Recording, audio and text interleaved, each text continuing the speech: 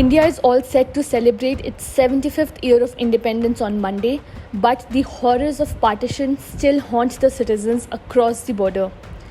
Keeping the partition in mind, the Bharatiya Janata Party is all set to organize silent marches across the country to observe the Partition Horrors Remembrance Day on Sunday to remember the sufferings and sacrifices of those who went through the partition of India.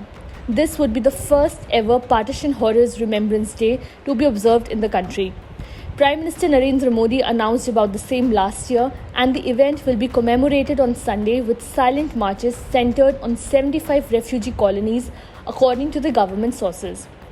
The BJP will carry out silent marches at Jantar Mantar in the national capital, in which party's national president JP Nadda will also take part today evening.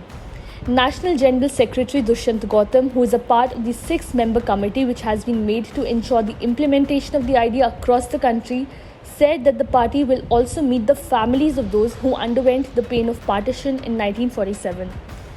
The National General Secretary further informed that moves will be made to tell the new generation about the horror of partition, which was done on the basis of religion.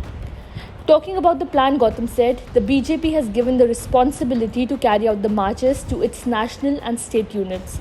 The workers have to meet the family members and also share their memories on social media.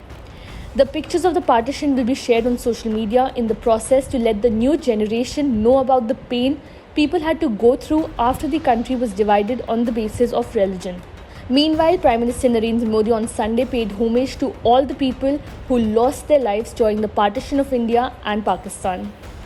Today, on Partition Horrors Remembrance Day, I pay homage to all those who lost their lives during partition and applaud the resilience as well as grit of all those who suffered during the tragic period of our history, PM Modi said in a tweet.